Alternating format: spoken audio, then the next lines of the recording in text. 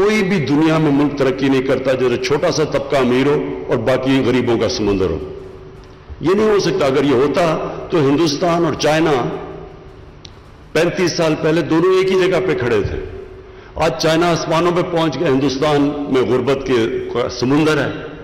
وجہ یہ ہے کہ ہندوستان میں چھوٹا سا طبقہ امیر ہو گیا, باقی ان کی غربت کی انتہا ہے. اور چائنا نے اسی دور کے اندر اپنی کروڑ لوگوں کو, تقریباً 70-80 کروڑ لوگوں کو غربت سے نکال لیا. وہ آج سپر پاور بن گیا, وہ وہیں کا وہیں کھڑا. تو پاکستان میں اگر آگے بڑھنا ہے, اور یہ ہے ریاست مدینہ کا ماڈل. ہمارے نبی صلی اللہ علیہ وسلم نے نیچے سے طبقے کو اوپر اٹھایا تھا. پہلی دفعہ فلاحی ریاست بنائی تھی. فلاحی ریاست کا مطلب کیا ہے کہ آپ اپنے کمزور طبقے کی بنیادی ضروریات پہلے پوری کریں. یہ گورنمنٹ کی ذمہ داری ہے. یہ جو باغی ماڈل دنیا نے اپنایا, مغرب نے اپنایا, ویلفیئر سٹیٹس بنی, لیکن یہ سب سے پہلے دنیا میں انہوں نے اپنایا. اور انہوں نے ثابت کیا کہ قوم جو کہ کس کی حیثیت ہی کوئی نہیں تھی, چند سالوں میں دنیا کی امامت کی انہوں نے. تو ہمارے بھی پاکستان میں چیلنج یہ ہے کہ ہم نے کبھی اس کمزور طبقے کی طرف نہیں دیکھا, کوئی پالیسی نہیں بنائی نچلے طبقے کے لیے. انگلش میڈیم تھوڑے سے طبقے کے لیے, باقیوں کے لیے اور تعلیم کا نظام. صرف اوپر کے طبقے کو نوکریاں, باقی نیچے اوپر ہی نہیں آ سکتے تھے. ہسپتال دیکھیں, گورنمنٹ ہاسپٹل اچھے چلتے تھے جب ہم بڑے ہو رہے تھے. آج صرف پرائیویٹ ہاسپٹلز ہیں لوگوں کے لیے جو پیسے والے ہیں, باقیوں کے لیے گورنمنٹ ہاسپٹل میں علاج نیچے چلا گیا. تو سارا چیلنج یہ ہے کہ اب یہ گورنمنٹ کی پالیسیز ہوں اس طبقے کو اٹھانے کے لیے اوپر, جس کو ہم نے 70 سال سے پیچھے چھوڑ دیا.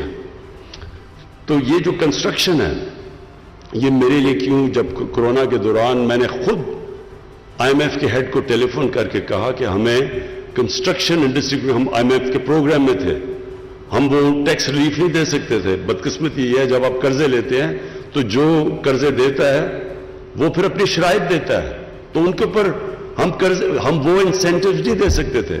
تو کورونا کے دوران میں نے اس کو ٹیلی فون کر کے پھر وہ کنسیشنز لی کنسٹرکشن سیکٹر کے لیے. اور اس کا مقصد یہ تھا کہ ہماری سب سے پہلے عام آدمی کو, غریب لوگ کو, دیہڑی دار کو نوکریاں ملیں. کیونکہ جب آپ لاک ڈاؤن کرتے ہیں تو سب سے پہلے غریب طبقہ کرش ہو جاتا ہے, تباہ ہو جاتا ہے. ساری دنیا میں غربت بڑھ گئی ہے کورونا کی وجہ سے, لاک ڈاؤن کی وجہ سے. تو وہ میں نے اس سے کنسیشنز لی, اور پھر ہم نے بار بار میٹنگز کی, اور ہم نے ریئلائز کیا اتنی زیادہ ہماری رکاوٹیں ہم نے ڈالی ہوئی ہیں بزنسز کے سامنے, کنسٹرکشن کے سامنے, انڈسٹری کے سامنے. یہ جو بھی یاسر نے باتیں بھی کی کہ ہمارا سسٹم ایوالو ایسا ہو گیا ہے کہ وہ بجائے فیسیلیٹیٹ اور انکریج کرنے کے, مدد کرنے کے انڈسٹری کی اور ویلتھ کریشن کی, وہ رکاوٹیں ڈال دیتا ہے. یہ سسٹم, جب ایک سسٹم نیچے جانا شروع ہوتا ہے, جب ایک معاشرہ نیچے جاتا ہے, تو یہ سب سے بڑا پرابلم آ جاتا ہے کہ بیوروکریسی اس کی ایسی بن جاتی ہے کہ وہ بجائے انکریج کرے کہ ملک آگے بڑھے اور خوشحالی آئے ملک میں, وہ اپنا سوچنا شروع ہو جاتی ہے کہ ہم کیسے اپنا پیسہ بنا سکتے ہیں. تو وہ سسٹم کو چینج کرنے میں ٹائم لگتا ہے. جب آپ ایک اصلاحات کی بات کرتے ہیں تو وہ ایک کہتے جی کدھر ہے نیا پاکستان, جس طرح بٹن دباؤ تو نیا پاکستان آ گیا. یہ ایک جدوجہد کا نام ہے, ایک سسٹم چینج کرنے کا نام ہے, ایک مائنڈ سیٹ چینج کرنے کا نام ہے. اور وہ آپ دیکھیں گے کہ وہ شروع ہے آج پاکستان میں.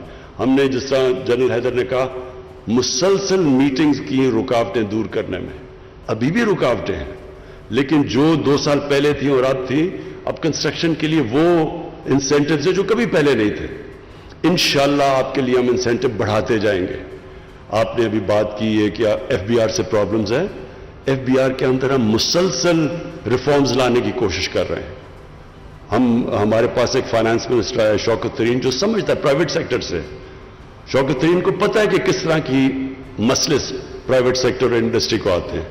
تو ملک نے تو آگے تب بڑھنا ہے جب سب سے پہلے ہم اپنی نوجوان آبادی کو روزگار دیں. کنسٹرکشن سیکٹر سب سے زیادہ روزگار دیتا ہے, کیونکہ وہ صرف کنسٹرکشن ہی نہیں, اس کے ریلیٹڈ جو سارا سیکٹر ہے, وہ جب سارا اکانومی چلنی شروع ہوتی ہے, یہ ایک طریقہ ہے سب سے پہلے روزگار دینے کا. वेल्थ क्रिएशन, दौलत में इजाफा करने का, उससे रेवेन्यू बढ़ाने का, टैक्स आपका रेवेन्यू बढ़ेगा तो आप अपने खर्चों को पूरा करेंगे, और फिर जो कर्जे लिए हुए हमने उनको कर्जों को वापस तब करेंगे जब इकोनॉमी ग्रो करेगी। तो सबसे पहले इकोनॉमी ग्रो करती है इसके कंस्ट्रक्शन पे। दूसरी चीज एक्सपोर्ट्स की आपने बात की, बिल्कुल आपकी बात ठीक है कि हमने इतनी जुल्म किया अपने मुल्क पे कि हमने अपनी एक्सपोर्ट्स के पर तवज्जो ही नहीं दी।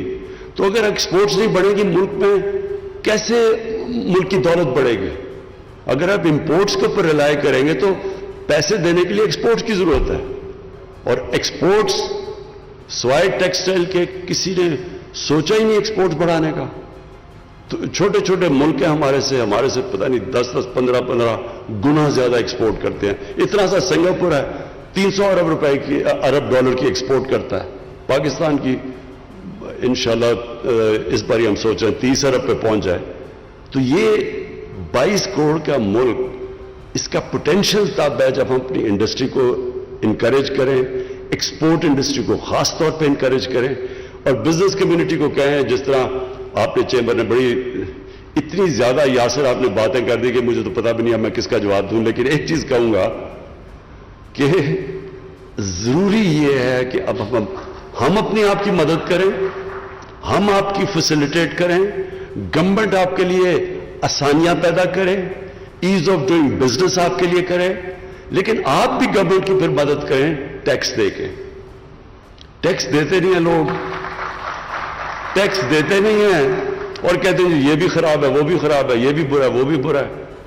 ये ऐसा है कि जन्नत में जाना चाहते हैं लेकिन अच्छे माल नहीं लेके आने। आप जब तक टैक्स नहीं देंगे मुल्क की कैसे दौलत बढ़ेगी? तो हम कैसे आपके लिए फैसिलिटेट करेंगे? तो ये टू वे सिस्टम है। हमने आपकी मदद करनी है, आपकी दौलत में इजाफा हो, आपने हमारी मदद करनी है टैक्स देके, ताकि हम इंफ्रास्ट्रक्चर ठीक करें और आपके मुल्क को जो बुनियादी जरूरियात है लोगों की, तालीम, सेहत, सड़कें, बिजली, ये जो आपको इम्यूनिटीज चाहिए वो हम पूरी करें। तो मैं फिर से आपको इस एक्सपो की मुबारक देता हूं, और इंशाअल्लाह इस्लामाबाद चैम्बर ऑफ कॉमर्स के साथ साथ हम काम करेंगे। आपकी जो मुश्किलात हैं आपने अभी बताई, ये जो आप लीज की कोई बात कर रहे थे, ये इंशाअल्लाह हम अपनी कंस्ट्रक्शन की मीटिंग में इसको भी, सीडीए को, उनको भी बुलाते हैं और इंशाअल्लाह आपका प्रॉब्लम सॉल्व करेंगे। Thank you. YouTube पर Googly TV देखने के लिए youtube.com की सर्च बार में Googly TV टाइप करें। Googly TV के पेज पर सुर्ख रंग के सब्सक्रिप्शन वाले बटन पर क्लिक करना ना भूलिए। YouTube पर अपलोड होने वाली वीडियो से बाखबर रहने के लिए बेल आइकॉन पर क्लिक कीजिए। आपको हर नई आने वाली वीडियो के बारे में नोटिफिकेशन मौसूल हो जाएगा।